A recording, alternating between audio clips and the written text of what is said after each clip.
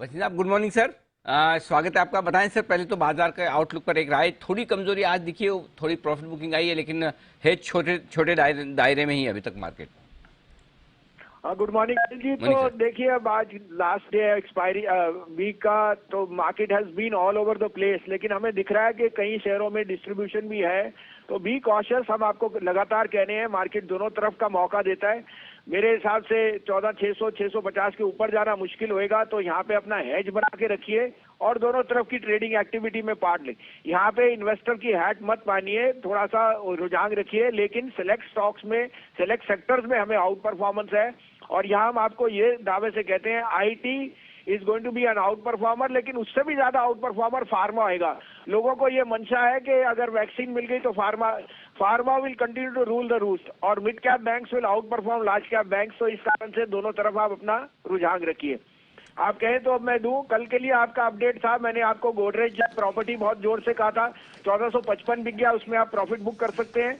और सन फार्मा, वो कल ही आपको 3% का अपसाइड, 2.5% अपसाइड दिया, उसमें भी प्रॉफिट बुक कीजिए।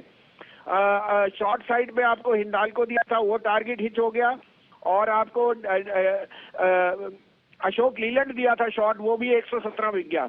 अब आप कहें तो मेरे पे 2 बाय 1 सेल है, आप कहें तो मैं शुरू करूं। चलिए, 2 बाय और 1 सेल, ये है आज की बेहतरीन कॉल्स। वसीम साहब की शुरुआत करते हैं सर आपके बाय कॉल्स के साथ। बताएं सर प्लीज। तो पहले तो मैं फिर भी कहूं, रीइटरेट करता हूं कि Divi's with the conviction buy, please accumulate this stock, this is headed to 4,000 and beyond.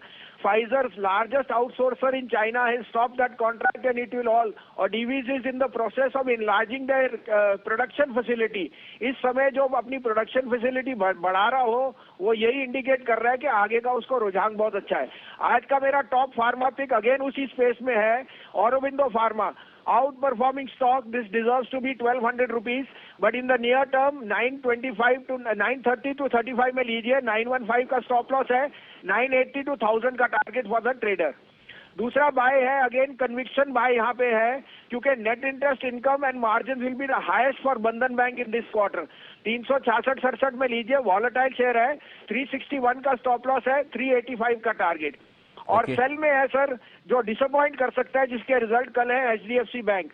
1465-70 में बेचिए, 1490 का स्टॉप लॉस, 1390 का टारगेट। कल सैटरडे को रिजल्ट आ रहे हैं, और रिजल्ट में आपको पता है आरबीआई की ऑब्जर्वेशंस हैं। I think HDFC bank will come out with less than stellar results, keep that hedge.